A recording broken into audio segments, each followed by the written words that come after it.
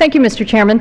Mr. Chairman, my amendment moves $3 million from the executive offices of the Department of Housing and Urban Development, including the Deputy Secretary's office, to the Office of Field Policy and Management, for a very good reason.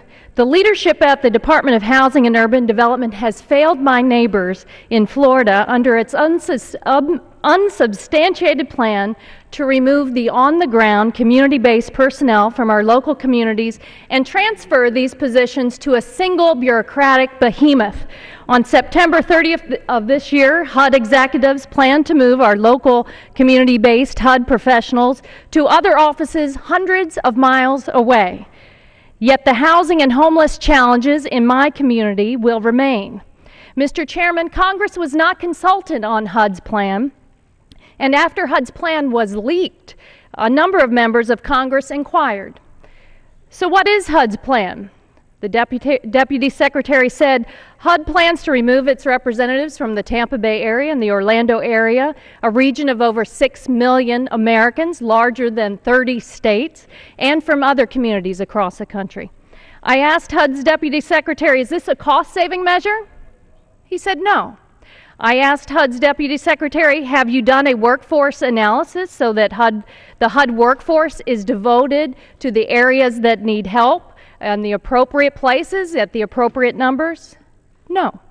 HUD executives have failed to provide any reasonable justification to Congress regarding the closing of 16 field offices, including 2 in Florida.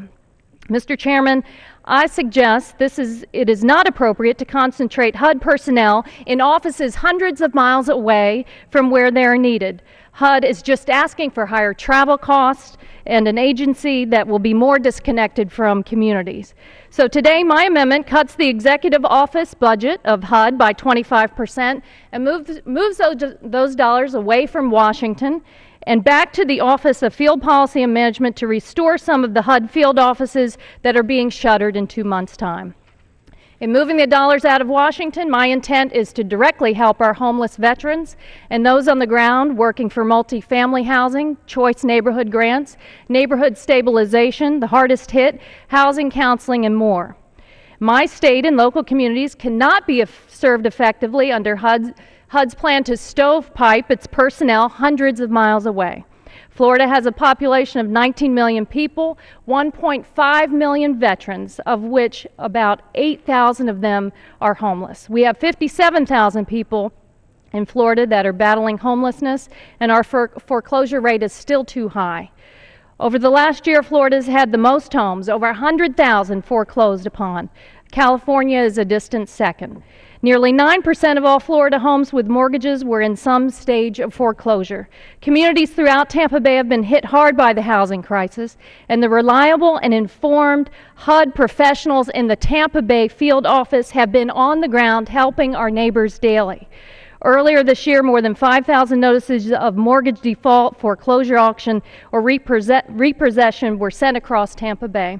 Florida continues to have a very high foreclosure rate, and Tampa is no exception. HUD professionals in my community have been there to help. They have helped us weather the economic crisis, and the Tampa Bay HUD office has been critical for many of my neighbors and for community-based nonprofits working to solve the housing and homeless problems. Mr. Chairman, my amendment simply says that bureaucrats in Washington will have a little bit less to ensure that our communities, including my home of Tampa and Orlando and other communities across the country, have the professionals in the field that we need to help our neighbors, our veterans, and others with housing challenges. Before I yield back my time, Mr. Chair, I'd like to thank my colleagues, Ms. Brown of Florida, Mr. Grayson, Ms. Matsui, Mr. McNerney, and Mr. Castor for joining me in co-sponsoring this amendment. Now I'll yield back the balance of my time and urge a yes vote on the Castor amendment. The gentlelady